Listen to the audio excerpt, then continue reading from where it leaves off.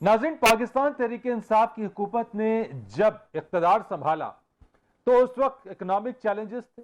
और जिस तरीके से गवर्नमेंट खुद इस बात को एक्सेप्ट करती है, प्राइम मिनिस्टर खुद इस बात को एक्सेप्ट करते हैं कि शुरू के 1.5 साल, 1.5 साल बड़े मुश्किल रहे। और वक्त गुजरने के साथ साथ ये इकनॉमिक जो चैलेंजेस है ये बढ़ते चले गए, वजीर खजाना तब्दील होते रहे और अवाम को ये उम्मीद और आस जो थी कि इस हुकूमत में कुछ रिलीफ मिलेगा, तब्दीली आएगी, नए पाकिस्तान के हवाले से जो बात हुई। लेकिन महंगाई और इकोनॉमिक चैलेंजेस जिसके हवाले से खुद गवर्नमेंट ने एक्सेप्ट किया कि इसको कंट्रोल करने की वो कोशिशें करती रही है, लेकिन वो कामयाबी हासिल नहीं हुई। गुज़िश्ता दिनों जो आदाद शुमार आए, जो ग्रोथ रेट आया वो 3.94% का आया और मुख्तलिफ जो तरसीलात ज़र, जो फॉरेन रिजर्व में जो बेहतरी, डॉलर टू रुपी जो रेशो रहा, रुपी की जो एप्रिसिएशन रही डॉलर के मुकाबले में वो, और ये तमाम तर जो इंडिकेटर्स थे जिसके हवाले से हुकूमत और उनके मुशीरों ने काफी ज्यादा इसके ऊपर कौम को एक नवीद सुनाई, खुशखबरी सुनाई कि आइंदा आने वाले जो दिन हैं वो मईशत के हवाले से बहुत अच्छे हैं। नए माली साल में महंगाई कम होगी और खास तौर के ऊपर जो बम्पर क्रॉप्स हैं जिसमें चावल, मकई, गंदम और गन्ने की रिकॉर्ड पैदावार हुई, लार्ज स्केल मैन्युफैक्चरिंग के अंदर रिकॉर्ड ट्रैक्टर की सेल्स हुई, मोटरसाइकिल की सेल्स हुई और आने वाला जो माली साल है उसमें 4.8% का जो ग्रोथ रेट है उसका तयन किया गया है। और यह भी कहा गया है शौकत तरीन साहब की जानिब से, जो वजीर खजाना है, कि नए टैक्सेस इंपोज नहीं किए जाएंगे। प्राइम मिनिस्टर इमरान खान ने इकनॉमिक या मईशत के हवाले से क्या खुशखबरी दी है अवाम को और वो कौन सी बातें कही है, सबसे पहले आपको वो सुनवाते हैं, फिर आगे बढ़ेंगे। हमारे सारे मुखालिफ खुद हैरान फिर रहे हैं कि ये हुआ क्या है कि एकदम तकरीबन 4% ग्रोथ रेट पाकिस्तान की जो अभी नज़र आई है, ये एक बड़ी खुशाइन चीज़ है। हमारी इंडस्ट्री भी बड़ी तेज़ी से ग्रो कर रही है। चावल की, मकई की, गंदम की, गन्ने की रिकॉर्ड पैदावार हुई है, उसकी वजह से खुशहाली आई है। सारे मुल्क की इकॉनमी उठनी शुरू हो गई। बड़ा इंशाल्लाह अच्छा वक्त आ रहा है। हमारा मुल्क वो जो बड़े मुश्किल वक्त से था, मैं जो लोगों को कहता रहता थोड़ा सब्र करो, घबराना ना, लोग घबरा जाते थे, जो बहुत मुश्किल वक्त था वो निकल गया। जो बहुत मुश्किल वक्त था वो निकल गया है, अच्छा वक्त आने वाला है। और प्राइम मिनिस्टर कहते हैं इसी दिन के लिए मैं कहता था कि घबराना नहीं है। आज इसी चीज के ऊपर हम बात करेंगे। मेरे साथ बात करने के लिए मौजूद हैं स्टूडियोज में मुस्लिम लीग नून के सेनेटर अफनानुल्लाह साहब। बहुत शुक्रिया आपका अफनान साहब कि आप मेरे साथ स्टूडियोज में मौजूद हैं। मेरे साथ मौजूद है पाकिस्तान तहरीक इंसाफ की सेनेटर डॉक्टर ज़रका तैमूर साहबा, बहुत शुक्रिया आपका। और पाकिस्तान पीपल्स पार्टी के रुकन सूबाई असम्बली शैला रजा साहबा, बहुत शुक्रिया आपका, आप तीनों मेहमानों का। डॉक्टर ज़रका, आपसे पूछना चाहता हूं, तमाम तर इंडिकेटर्स आशारिये प्राइम मिनिस्टर्स की नवीद खुशखबरी उन्होंने दे दी कि अच्छा वक्त अब आने वाला है, नए माली साल में महंगाई कम होगी, तमाम इकॉनमी उठ रही है। अपोजिशन जो आपके और जो आप लोगों पे तनकीद करने वाले हैं, जो आपके मुखालिफ हैं, वो इस बात पर यकीन करने को तैयार क्यों? जी बिस्मिल्लाहिर्रहमानिर्रहीम, बहुत शुक्रिया जी। बात यह है कि ऑपोजिशन के लिए वाकई यकीन ना करने वाली बात है, क्योंकि उनके सबसे भयानक ख्वाब अगर सच्चे होने शुरू हो जाएं तो फिर उनके लिए तो मुश्किल है ना। लेकिन जितने भी इंडिकेटर्स हैं, इसको स्टेट बैंक ऑफ पाकिस्तान से लेकर आपने देखा कल और परसों और पिछले 3 दिनों में स्टॉक एक्सचेंज में कितना बुलिश ट्रेंड रहा, कितना पॉजिटिव सेंटिमेंट, 70 साल में इतना पॉजिटिव सेंटिमेंट पाकिस्तान में नहीं देखा गया। उसके अलावा जितने भी इंडिकेटर्स हैं उनको जब मेजर हर तरफ से देखा गया, पाकिस्तान ब्यूरो ऑफ स्टेटिस्टिक्स के नंबर्स 3-3 दफा खंगाले गए। हर आदमी ने कहा ये बहुत अनबिलीवेबल लग रहा है। और इनफैक्ट हुकूमत खुद भी इसको चेक कर रही थी, क्योंकि हमें पता है कि अच्छा, आप जब ये नंबर्स आए, ये 3.94 और ये जो बाकी नंबर्स आए, क्या गवर्नमेंट खुद ये एक्सपेक्ट कर रही थी कि ये ग्रोथ रेट इस बार निकल आएगा? देखिए जी, बात ये है कि ये हुकूमत, आपको पता है जब से हमारी हुकूमत आई है, गवर्नमेंट तो अपनी जबरदस्त कोशिशें की हैं और उनके बड़े अच्छे रिजल्ट्स आए हैं। लेकिन आप देखते हैं कि हालात, जिस तरह कोविड आ गया, हर तरह की आफतें और बलियात इन 2.5-3 साल में हम पे पड़ी हैं, तो उसके बावजूद तो इसलिए ये देखना, डबल चेक करना कि वाकई, क्योंकि देखिए ना जी, जिस तरह पहले साल पाकिस्तान ने जो IMF से जो हमने लिया कर्जा लिया, आप देखिए हम पे बड़ी उंगलियां उठती थी कि जी 10 अरब रुपए इन्होंने लिए और इन्होंने हिस्ट्री में सब ज्यादा लिया। अब आप देखिए कि करंट अकाउंट डेफिसिट पहले साल जो था वो 19 अरब था, सेकंड ईयर जो था वो 13 अरब था और इस साल जो है वो 7.5 अरब है। आप देखिए कि इस वक्त हमारे जो रिमिटेंसेस हैं वो 27% ऊपर गए हैं। आप देखिए कि हम इस वक्त किस तरह कैश रिच हैं। यूएस डॉलर्स की हमारी जो स्टेट बैंक की जो रिजर्व्स हैं वो आज तक इतनी ज्यादा नहीं हुई। तो ये सारे पॉजिटिव इंडिकेटर्स हैं। और फिर आपका ये कि आपके बम्पर क्रॉप्स हुए हैं, 1100 अरब लगाया गया है आपकी रूरल इकोनॉमी में जो 65% है हमारी इकोनॉमी का। 10% हमारा व्हीट क्रॉप बढ़ा है, 30% मेज क्रॉप बढ़ा है और चावल का भी क्रॉप बढ़ा है। उसके अलावा आप देखिए किस तरह से, जिस तरह हुकूमत ने कंस्ट्रक्शन सेक्टर में पिछले साल जब ये आपके इंडिकेटर्स, ये वो इंडिकेटर्स हैं। हुकूमत ने कंस्ट्रक्शन सेक्टर को जो इंसेंटिव्स दिए, आपकी 1000 प्रोजेक्ट्स इस वक्त चल रहे हैं। आपके सीमेंट, डॉक्टर साहब मैं आपकी इसी बात को ले चलता हूं। आपने स्टैटिस्टिक्स वो दिए हैं जो स्टैटिस्टिक्स आ भी रहे हैं, बयान भी किए जा रहे हैं। मैं इन्हीं चीजों को अपने दीगर मेहमानों के सामने जरा रखता हूं। शैला रजा साहिबा, इतने बेहतरीन रिकॉर्ड्स, इतनी बेहतरीन यील्ड आपकी एग्रीकल्चर सेक्टर के अंदर, आपकी 3.94 के नंबर्स फॉरेन रिजर्व, उसके बावजूद भी आप लोग ये मानने को तैयार क्यों नहीं है? क्या ये रियलिस्टिक नहीं है? आपको लगता है? मैं तो आपसे सवाल जो है वो सवाल जो है वो आप करते हुए जब आप ये सवाल कर रहे हैं तो जो जरा भी इकोनॉमी को समझता है, जब आप उससे कहेंगे वो कहेगा क्या कह रहे हो भाई। और देखिए जो इस वक्त सूरत हाल है, अगर हम चंद दिन पहले देखें तो हफीज शेख साहब पर बात हो रही थी और उनको जब हटाया गया और शौकत तरीन साहब को लाया गया तो शौकत तरीन साहब ने कहा मुझे समझ नहीं आ रहा कि हमारी इकोनॉमी क्या हो रही है। शौकत तरीन साहब ने वैसे आज ही हफीज शेख की तारीफ की है वैसे उन्होंने, ये सब कुछ खान साहब और उनकी पॉलिसी, वो मैं उसी पे आ रही हूँ। फिर उन्होंने कहा कि आइंदा 4 साल बड़े सख्त होंगे अगर अभी ना संभले। फिर उन्होंने कहा कि बड़े गलत फैसले हुए हैं। अब वो हफीज शेख साहब की तारीफ कर रहे हैं। तो देखिए इकोनॉमी कोई शबरात का अनार नहीं है कि उसको आपने आग लगाई और वो घूमा और ऊपर जाके उसने खुश रंग बखेर दिया और लोग खुश हो गए।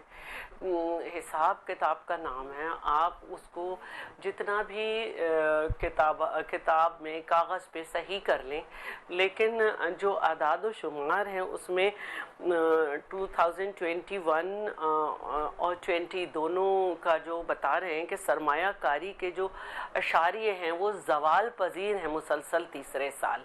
अगर आपके यहाँ इन्वेस्टमेंट ही नहीं हो रही तो आप मुझे खुद बता दें। फिर उसके बाद जो है ये कहा जा रहा है, देखिए मैं ना, मेरा एक मसला ये है कि मैं किसी रटे हुए पेपर पे काम नहीं कर रही होती कि मुझे पार्टी की तरफ से एक बयानिया बना के दिया जाए।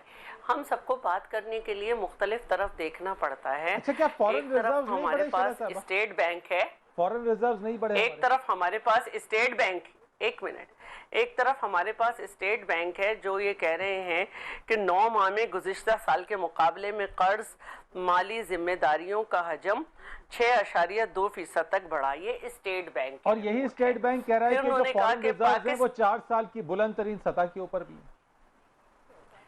ठीक है, पाकिस्तान के जिम्मे कर्जों का हजम 45,470 अरब रुपए से भी बढ़ गया। ठीक है, फिर इसके साथ साथ ये कहा जा रहा है कि ये जो इकोनॉमिक वॉल्यूम की परसेंटेज है उसके एतबार से बजट का जो रेशो है वो एनुअल टारगेट से बढ़ गया है। ठीक है, वो एनुअल टारगेट से ही जब बढ़ गया तो इसका मतलब है कि बजट सही नहीं बना। फिर इसमें ये भी कहा जा रहा है कि हुकूमत जो बड़े बड़े दावे कर रही है उसने फीकस आमदनी को जो है मालूम करने के लिए ये कहा जा रहा है कि उसने 2017 के सेंसस को इस्तेमाल किया है। और 2017 के सेंसस ये बताते हैं कि मुल्क की पॉपुलेशन जो है वो 20,07,68,000। ठीक है, अब इसको मैं तो ये नहीं कर सकती थी।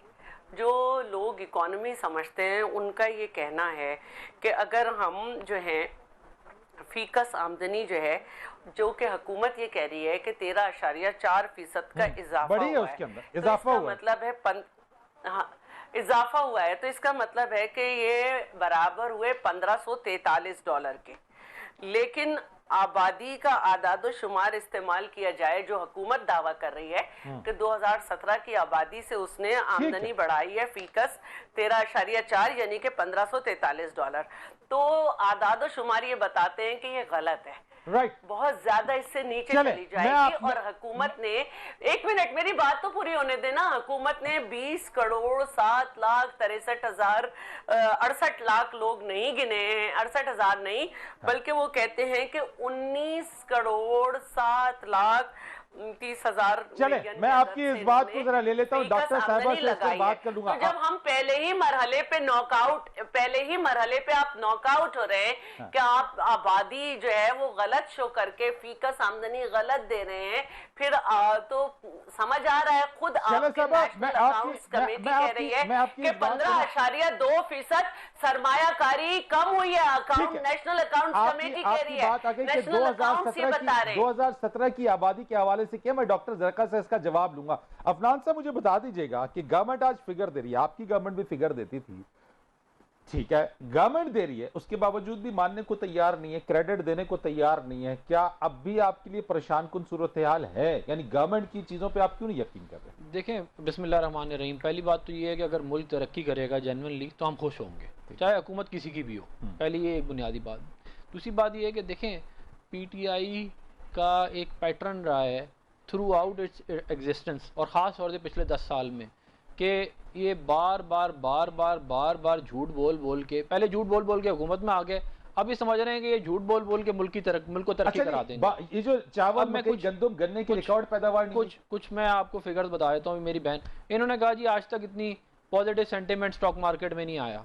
हम 53,000 पे छोड़ के गए थे स्टॉक मार्केट, जो अभी 47,000 पे है, और उसको जो था वो डॉलर 110 रुपए का था, अब डॉलर 151 रुपए का है। तो आपको अभी भी 30%, 53,000 से 30% ग्रो करेंगे तो हमारे लेवल पे आएंगे। कोविड की वबा भी तो है ना, उसमें मार्जिन वॉर ऑन टेरर नहीं, मैं कह रहा हूँ वॉर ऑन टेरर थी ना, हम राय रास और राय निजात लड़ रहे थे, ये भी पेंडेमिक का सामना है नहीं, तो ये हुकूमतों को करना पड़ता है। देखिए, ये कोई जवाब नहीं है आप कहें कि हम कोविड, तो इस तरह की कोई ना कोई मामला तो चलते हैं। जब भी आपकी पीपल पार्टी के दौर में सुने, मैं ये कह रहा हूँ, हाँ मैं देखिए नहीं, मैं ये कह रहा हूँ कि पीपल पार्टी के दौर में पाकिस्तान की तारीख का बहुत बड़ा सैलाब आया 2010 में, आया कि नहीं आया? बिल्कुल है। तो हमारे दौर में जो है वो वॉर ऑन टेरर, ये अपना जंगे लड़ रहे थे, इनके दौर में कोविड आ गया। तो ये मामला चलते हैं, बात ये नहीं है। बात एक और, मैं आपको इनकी कुछ फिगर्स, इन्होंने ये कहा कि 3.94 जीडीपी ग्रोथ रेट जो है वो होगा, हालांकि हुकूमत ने पहले खुद एक महीना पहले कहा, रिवाइज किया कि 2.9 होगा, अब वो कह रहे हैं कि 3.9 होगा। जो इंडिपेंडेंट 4.8 की ग्रोथ टारगेट भी दी है। जी, जो इंडिपेंडेंट इकोनॉमिस्ट हैं वो ये कह रहे हैं कि IMF और वर्ल्ड बैंक इनसे ये फिगर रिवाइज करा के दोबारा 3% पे ले जाएगी। एक बात।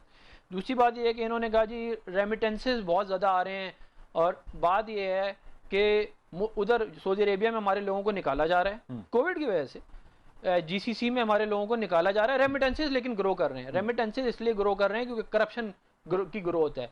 ये वाइड नहीं, देखिए डिजिजिटल अकाउंट जो पाकिस्तान तरीके इंसाफ की जो चीज थी, क्या उसके अंदर चैनलाइज मनी नहीं आ रही? मेरी गुजारिश सुन लें, वो अच्छा इनिशिएटिव है, मैं इसको ये नहीं कहूँगा। मैं ये कह रहा हूँ कि जो रेमिटेंसेस में बहुत ज़्यादा ग्रोथ है वो बुनियादी तौर पर इसलिए है कि लोग अपना ब्लैक मनी जो है इसको वाइड करते हैं, यहाँ से हुंडी करते हैं और रेमिटेंसेस के थ्रू वापस। आप मुझे बताएं ना, it doesn't make any sense कि लोग वापस आ रहे हैं, लोगों की नौकरियां जा रही हैं और रेमिटेंसेस ग्रो कर रहे हैं। ये बेसिकली फॉरेन रिजर्व जो बढ़े वो ठीक है, फॉरेन रिजर्व जो बढ़े हैं, इन्होंने स्टेट बैंक के रिजल्ट है वो मानते हैं। मैं बिल्कुल मानता हूँ, मैं बिल्कुल मानता हूँ। मेरी गुजारिश सुन लें, 10.5 अरब डॉलर फॉरेन लोन पाकिस्तान की तारीख का सबसे बड़ा लिया गया है इस फॉरेन एक्सचेंज रिजर्व को बढ़ाने के लिए, ठीक है। लेकिन ये फिर भी उससे कम है जो हम छोड़ के गए थे, तकरीबन 23-24 अरब डॉलर डार साहब के टाइम के ऊपर 2017 में था। आप चेक कर लें, ये कह रहे हैं रिकॉर्ड है।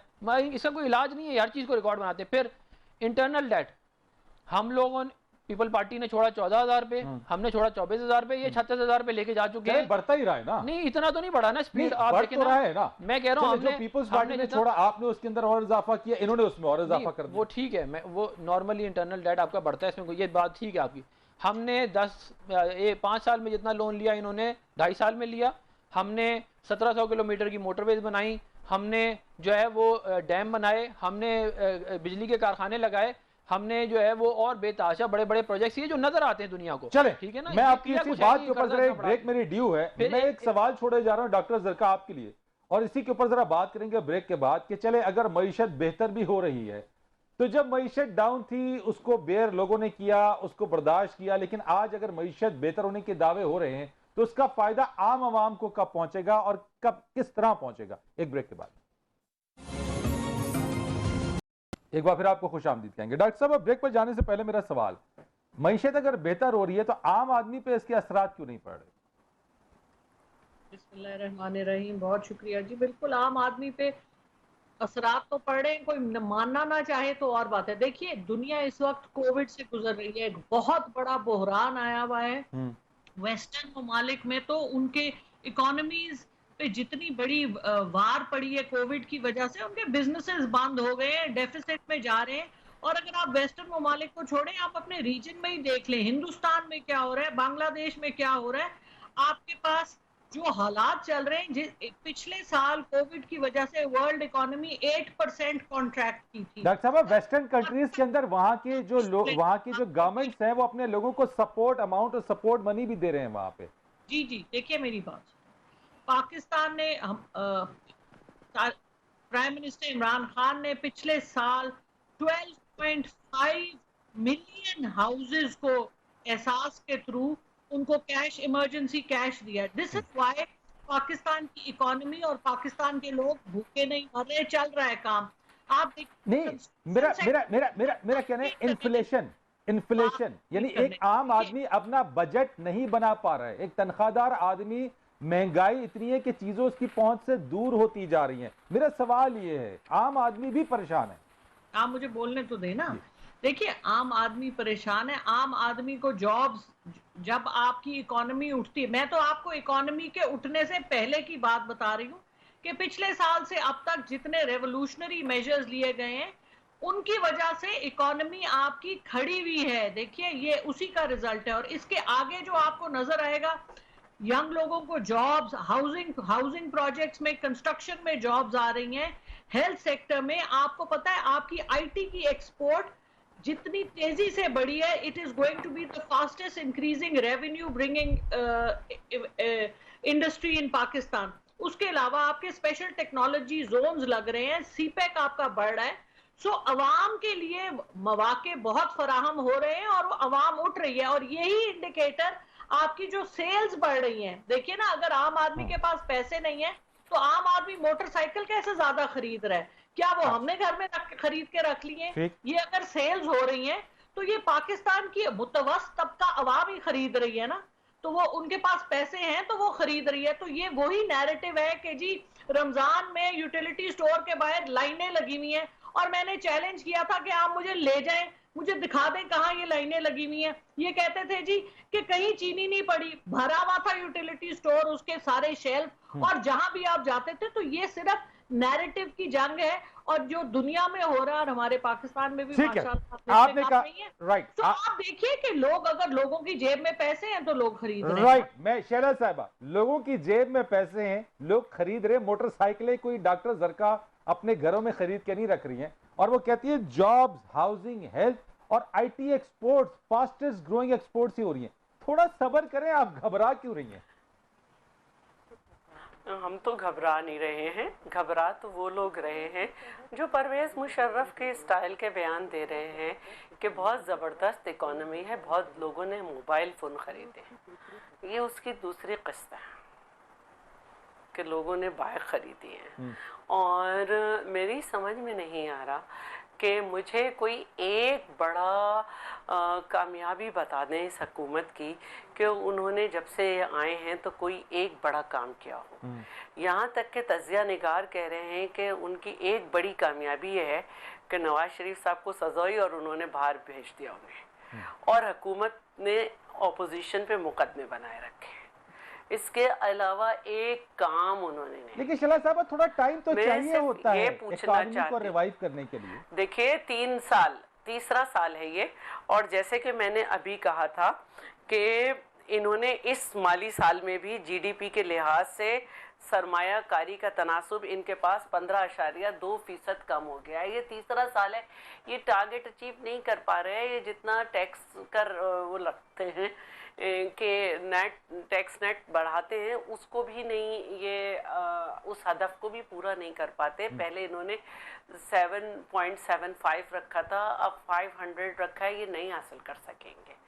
जहाँ तक ये बात करती हैं कोविड की, तो कोविड जो है वो मार्च के एंड में आया। मार्च के स्टार्ट में लास्ट ईयर इनका, अगर आप 7 मार्च का अखबार देखें, वो भी कोई डॉन ही की बात कर रही हूँ, तो इनकी एक्सपोर्ट थी 3.75%। उस वक्त तक कोविड नहीं आया था। जीडीपी जो था वो 1.9 था।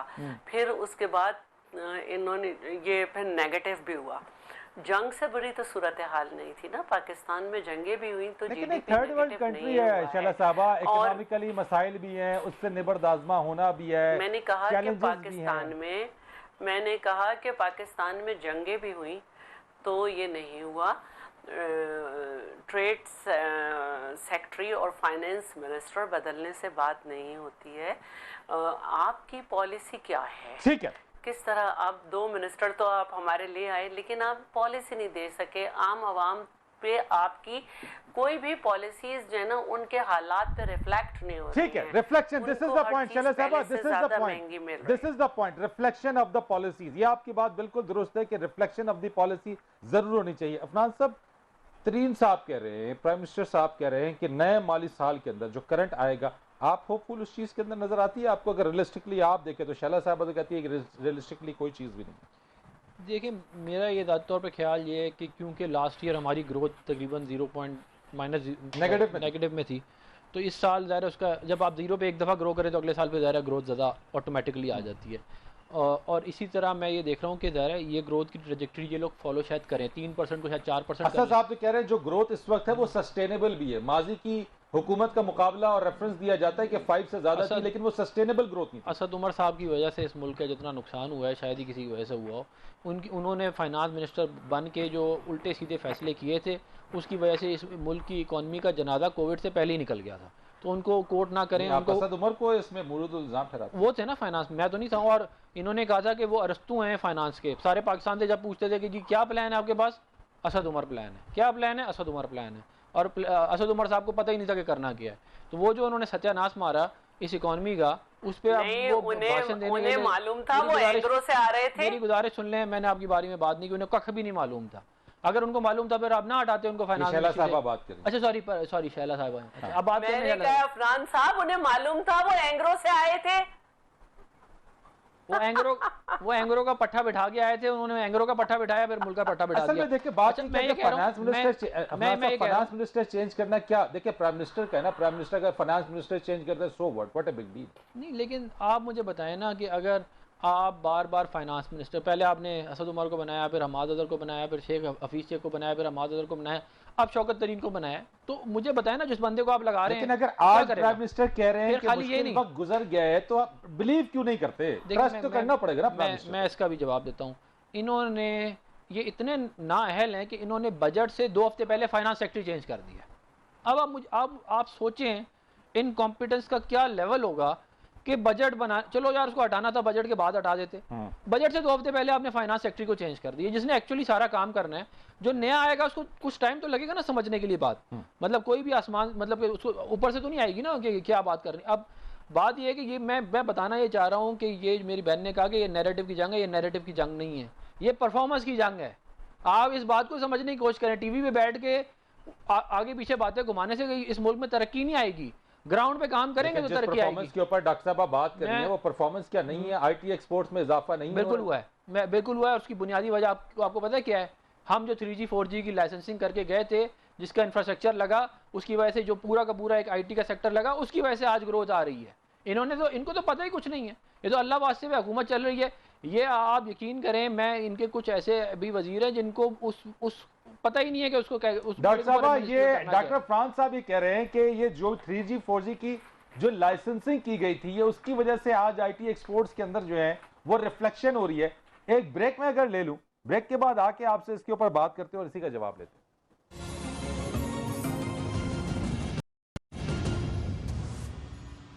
प्रोग्राम में आपको एक बार फिर खुश आमदीद कहते हैं। डॉक्टर ज़रका, आप मुझे बताइएगा कि अब अगर ये वो तमाम चीज़ें हैं, अपोजिशन की जमातें तो इन चीज़ों को मानने को तैयार नहीं है, अब आपके लिए क्या है, ऐसी कौन सी चीज़ होगी जो कि ये मान लें, क्योंकि रिफ्लेक्शन ऑफ दी पॉलिसीज़, और यही बेसिक चीज़ है कि अवाम पर उन पॉलिसीज़ की रिफ्लेक्शन हो और अवाम खुद अपने मुंह से कहें कि हाँ हमें इन पॉलिसीज़ का फ़ायदा हो रहा है। जी बहुत शुक्रिया। बात ये ना जी कि ये अवाम तो नहीं है ना, ये लोग तो खवास हैं और ये तो कभी नहीं मानेंगे। मैं तो इनकी बातें सुन के मुझे हंसी आ रही थी। मैंने कहा अब ये कहेंगे कि कोविड भी हम ही दे के गए थे, यानी कि किसी चीज को वो मानने को तैयार नहीं है। तो ठीक है, देखिए हर आर्ग्यूमेंट में we can agree to disagree, कोई जबरदस्ती नहीं है। वो नहीं यकीन करना चाहते हैं तो 100 बिस्मिल्लाह ना करें, हमें कोई प्रॉब्लम नहीं है।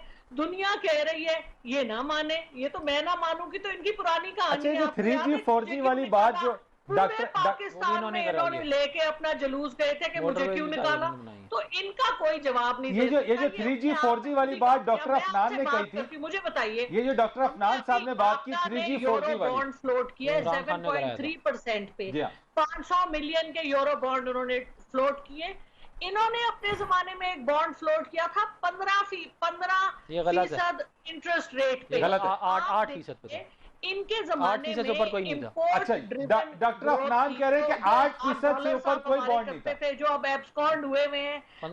हमारे मुल्क में तो देखे ना, अगर ये इतने दूध और शहद की नहरें बह रही थी तो इनकी हुकूमत आखिर गई क्यों? ये यहीं रहते, हम आए क्यों? क्योंकि उन्होंने हमें स्पेस दी। डॉक्टर साहब पहली बात, डॉक्टर अफनान कह रहे हैं कि 15% की जो फिगर कोट कर रही हैं ये ठीक नहीं है, 8% से ऊपर कोई नहीं था। सेकंड चीज वो इन्होंने ये भी कही ब्रेक से पहले, वो कहते हैं जो एक्सपोर्ट आईटी की है रिफ्लेक्ट कर रही है 3G और 4G की लाइसेंसिंग जो इनकी गवर्नमेंट में टेन्योर में हुई, ये वो रिफ्लेक्शन आ रही है उसके अंदर जिसको आप आईटी एक्सपोर्ट्स में इजाफा करार दे रहे हैं। मैं तो यही कह रही हूँ कि ये कहते हैं हेल्थ कार्ड भी इनके हैं, ये कहते हैं बिलियन ट्री सुनामी भी इनकी है, ये कहते हैं कि जो हाउसिंग स्कीम्स है वो भी इनकी है, सब कुछ तो इनका है। हम तो बस इनके अंडर प्रेशर ही चल रहे हैं। असल में बात ये, इनको आदत है जो ये हुकूमतें चलाते रहे हैं, ये इनका तर्ज हुकूमत हमसे बिल्कुल मुख्तलिफ था, ये मैं मानती हूँ।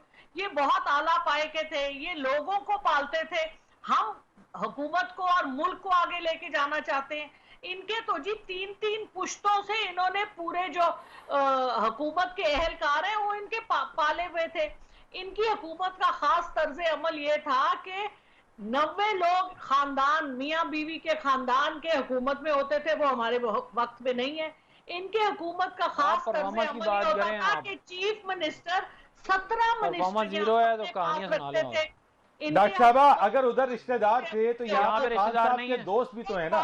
रिश्तेदार हैं भाई, आपके जो चिल्ले लगते हैं, प्याले बनते हैं, उसके ऊपर तो प्यालों में देखते हैं किसको लाना है किसको नहीं लाना।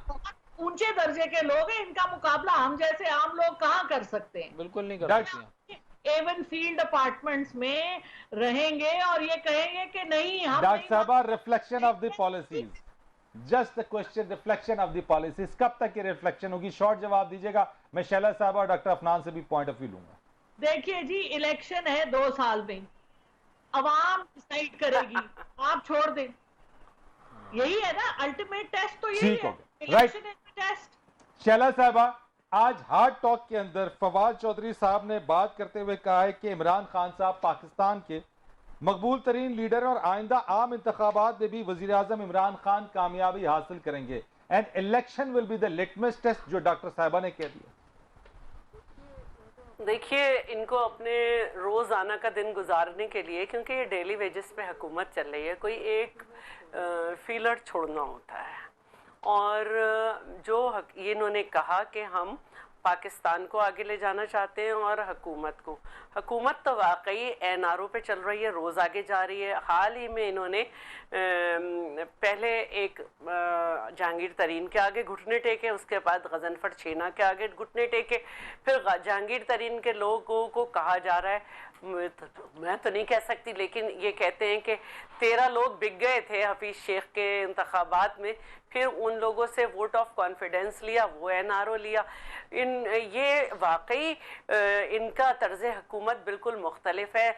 दवाओं में करप्शन हो तो आमिर कियानी निकलते हैं, आटे में हो तो खुसरो बख्तियार, चीनी में हो तो जहांगीर तरीन, पेट्रोल में हो तो नदीम बाबर, ज़मीनों पे कब्जा हो तो अलीम खान, और क्या कहते हैं रिंग रोड का मसला हो तो जुल्फी बुखारी निकल आते हैं। तमाम तो चीजें ये वाकई हमसे मुख्तलिफ लोग हैं। शैला साहबा, जब तक प्रूवन जिसे कहते हैं ना कि प्रूफ हो जाए तो फिर गिल्टी है। देखिए जब तो तक अभी तक इन्होंने ऑपोजिशन पे, अब तक इन्होंने पाकिस्तान पीपल्स पार्टी के लोगों पे क्या प्रूफ किया? इनके पास सिर्फ एक यही है कि मुखालिफ का गला दबा दो, उसको जेल में डाल दो, उस पर मुकदमे डाल दो, ताकि वो इन चीजों में राइट। चलो मैं लास्ट कमेंट डॉक्टर अफनान से ले लेता हूं। इनकी कारकर्दगी 0/0/0/0 रहेगी। और अगर ये समझते हैं कि ये 5 साल पूरे कर रहे हैं, तो इसमें इनका कारनामा नहीं है। अच्छा डॉक्टर साहब, सेलेक्टर का कारनामा है, और इनका कारनामा यह है कि इनके साथ सारी कुव्वतें भी हो जाएं, इनकी डिलीवरेंस 0। चल डॉक्टर साहब, योर लास्ट कमेंट और ओवर। जो इन्हें लाए वो इन्हें पढ़ा रहे हैं कि तुम आगे भी आओगे, इसलिए ये ऐसे बयान दे रहे हैं, वरना इन्हें खुद पता है आपस में जितने ग्रुप बन गए इनके। चल बड़ी बात कह दी डॉक्टर शैला साहब आपने। डॉक्टर साहब मैं आपसे लास्ट कमेंट दूंगा इस चीज के ऊपर। देखिए मेरा ये ख्याल है कि ये हुकूमत जो है ये आधा तीतर आधा बटेर है, हाइब्रिड रजीम है, और ज़ाहिर है जब आप आधा तीतर आधा बटेर होगा तो फिर उसमें ज़ाहिर है क्या काम होगा, और कोई काम कुछ तो हो रहा होगा। आप ये देखें कि हाल कुछ तो बेहतर हो रहा होगा, कोई चीज तो आगे जारी होगी। नहीं, मैं ये कह रहा हूँ कि कुछ लोग जो हैं वो ठीक भी होंगे काम करने वाले। मैं ये नहीं कह रहा कि ज़ाहिर मुल्क का एक पूरा स्टेट है, स्टेट में आपकी सिविल ब्यूरोक्रेसी है, आपके और जुडिशरी और भी बहुत सारे ऑर्गन्स हैं, वो काम करते हैं। वो ये ना कितनी भी फारिग हुकूमत हो तो उन्होंने काम तो फिर भी करना होता है। बात ये देखी जाती है कि आपको जब मुल्क मिला तो जीडीपी ग्रोथ रेट क्या थी, फॉरेन एक्सचेंज रिजर्व्स क्या थे, और फिर जब आप आज के आए और आप जब छोड़ के जाओगे तो क्या है। यानी आप ऑप्टिमिस्टिक नहीं है करंट आने वाले बजट? मैं मतलब कि ये कोशिश कर सकते हैं, मैं इतना ऑप्टिमिस्टिक नहीं हूँ, लेकिन मैं आपको ये यकीन दिलाता हूँ कि इनकी हुकूमत की वजह से इस मुल्क के सिविल इदारे तबाह हो गए, इलेक्शन कमीशन तबाह हो गया। इस मुल्क में क्या सिर्फ यही जिम्मेदार? ये जर्नलिस्टों को उठाया जा रहा है, जर्नलिस्टों को ये जिम्मेदार है इनकी हुकूमत में हो रहा है ना। ये इनको वजीरों बनने का शौक है, वजारतें उसमें लेने का शौक है, तो जिम्मेदारी भी इन्हीं की होगी ना। बहुत शुक्रिया डॉक्टर साहब, बहुत शुक्रिया आपका। शरर रज़ा साहबा, doctor Zarka, thank you so much. ये करंट मौजूदा सूरत हाल इस तरीके से, लेकिन असल रिफ्लेक्शन ऑफ द पॉलिसीज है, आवाम के ऊपर उन पॉलिसीज की रिफ्लेक्शन होगी, उनको फायदा पहुंचेगा। तो यकीनन गवर्नमेंट जिन फिगर्स को आज कोट कर रही है, जिसका क्रेडिट ले रही है, आवाम भी उसकी तायद करेंगे। फरीद रईस को इजाजत दीजिए।